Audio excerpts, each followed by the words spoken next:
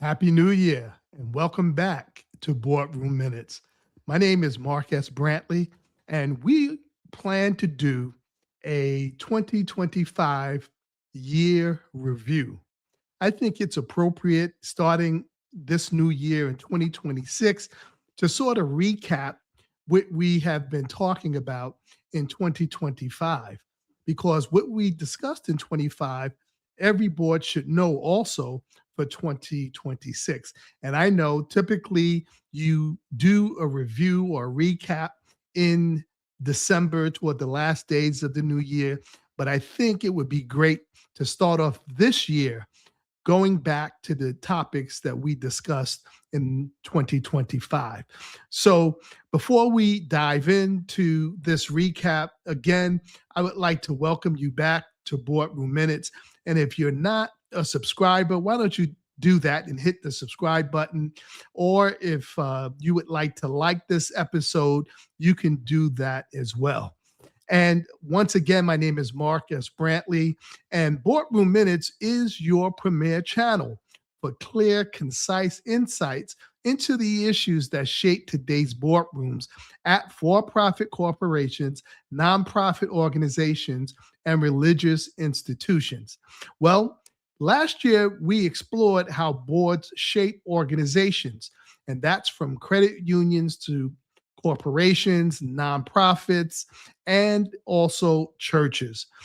We learned lessons that strengthen leadership and also lessons that sharpen accountability while building trust. So today we're going to take a brief look back and we're going to recap the episodes that every director or trustee, depending on your organization, and leaders should remember going into 2026.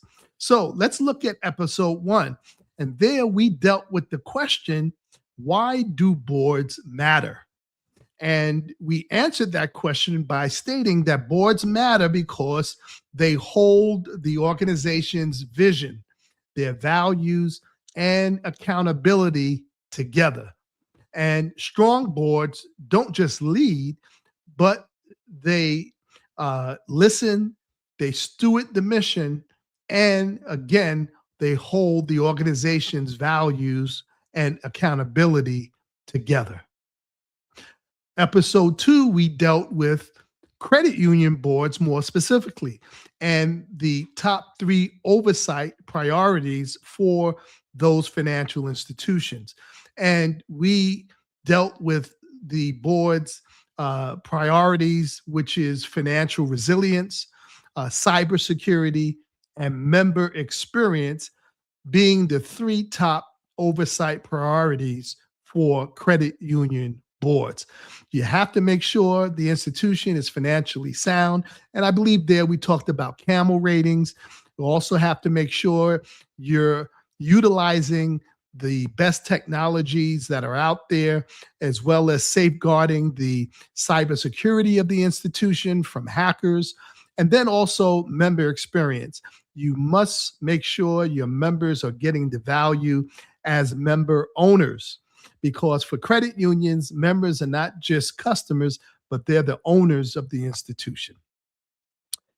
Now, we know that oversight for boards and credit union boards isn't about control, but it's about responsibility with purpose. Going to episode 3, we talked about nonprofit and religious boards like churches, and it's their responsibility to balance the organization's mission with accountability. So for nonprofits and ministries, we have to make sure that accountability doesn't fade. Rather, we want to be accountable, but we also want to make sure that the mission of the organization doesn't drift off. We also often call that mission creep, because when the mission fades, accountability actually becomes empty policy. So we have to make sure we strike that balance, because integrity aligns vision with responsibility. Episode 4, we dealt with for-profit boards, and what fiduciary duty really means. And we explored those duties and the main duties of care, loyalty, and obedience reminds us that board service isn't about wielding power and authority, but it's about trust. So we did focus and discuss those three duties: the duty of care, the duty of loyalty, and the duty of obedience when it comes to fiduciary responsibility. And then the following episode, we dealt with board governance and how that compares to micromanagement and staying in your lane. We know that boards, you do not govern the day to day operations. That's for the management team to do it, led by the CEO. Instead, you have general oversight. So if you happen to blur those lines, then the board's effectiveness fades and you lose the oversight responsibility.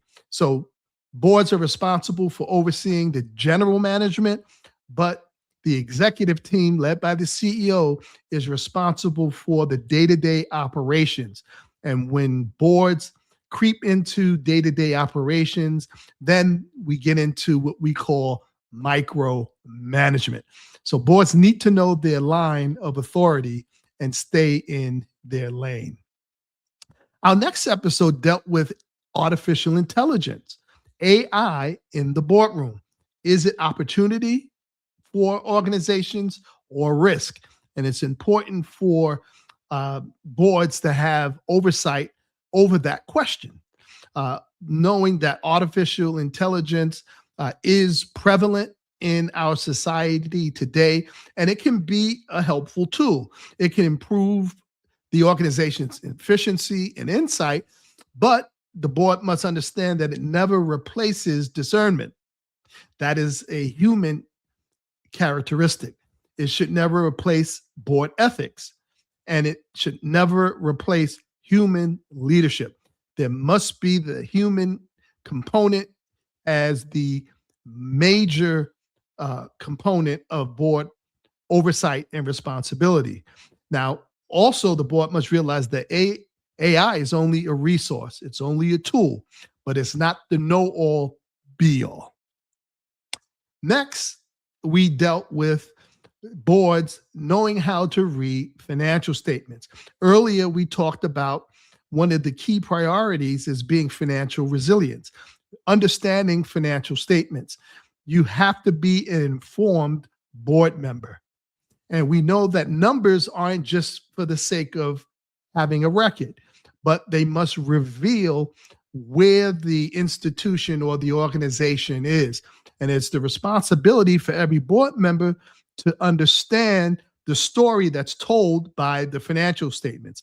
You have to understand how to read a balance sheet, how to read an income statement, and how to read and understand a cash flow report. Because financial literacy is really good leadership literacy as well. And then in our next episode, we dealt with the role and the power of committees. Committees, they serve an important function because the board is not often able to do the deep dives in the issues that the organization faces.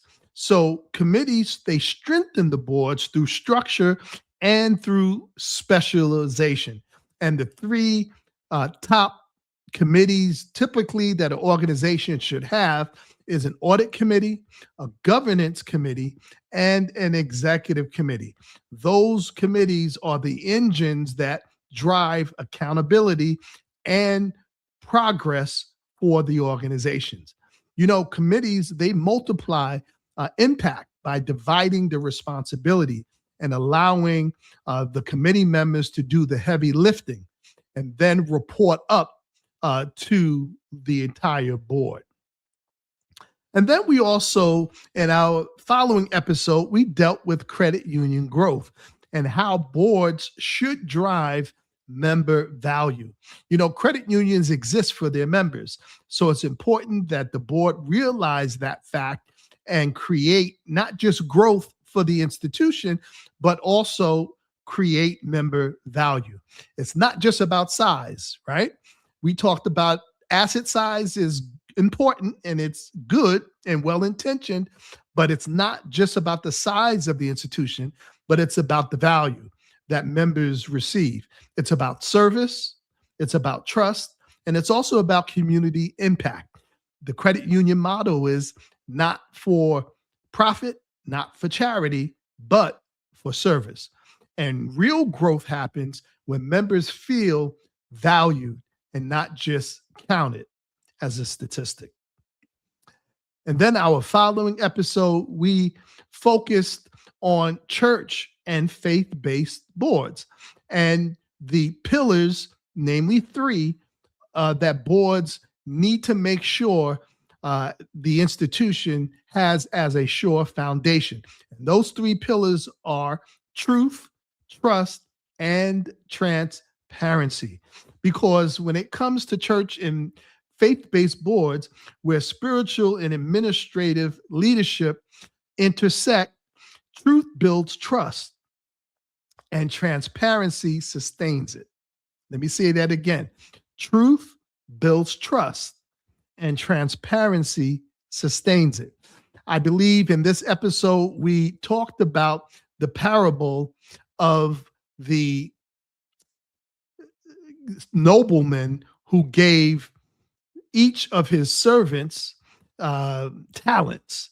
And when the nobleman or the Lord returned, those servants had to give a report. And in their report, they were truthful, despite the fact that one of them had a negative report. So even when it comes to bad news, you need to be truthful. You need to be transparent, because it's better to reveal the deficiency and then deal with it and develop a strategy on how to overcome it, rather than to cover it up and therefore lose trust, not only with your members, but also your donors. So accountability is not control, but it's good stewardship before God and also his people when we talk about churches. And then we dealt with how to deal with a crisis in the boardroom and how to lead through uncertainty. You can't do on-the-job training when a crisis hits. You have to know how to tackle crisis management. Because when uncertainty hits, boards have to remain calm, they have to be consistent, and they need to be courageous. And when that occurs, a crisis doesn't destroy leadership, it does reveal it, though. Because if you're not able to manage a crisis or manage uncertainty, then crisis will reveal the lack of leadership. And then finally, in our last episode, we talked about going back to basics. In other words, we discussed board governance 101. And we actually ended last year with a return to fundamentals. And we talked about the fiduciary duties of directors, as we talked earlier, which is the duties of care, loyalty, and obedience that will always define great boards. And when in doubt, you go back to your basics, because these principles never expire. So I think we're going to end right there. Those were 12 episodes that we talked about on last year, and I hope they were a blessing to you. I hope they were able to get you to think about how your board should be strategic in its oversight and dealing with issues like cybersecurity, artificial intelligence, how to navigate through a crisis, how to build trust through truth and transparency, and a plethora of other topics. So I think we're going to end it right there as our recap of 2025. And hopefully in 2026, this episode will be valuable to you, as well as the up and coming episodes in the following weeks and months. So thank you for tuning in, Boardroom Minutes. And again, if you happen to not be a subscriber, why don't you hit that subscribe button? And if this episode was a good recap for you, a good refresher, then why don't you like it as well? Thank you for tuning in to Boardroom Minutes, which is your premier channel for clear, concise insights into the issues that shape today's boardrooms at for-profit corporations, nonprofit organizations, and religious institutions like churches. Again, this is Mark S. Brantley signing off for Boardroom Minutes and hope to see you on next week. Take care.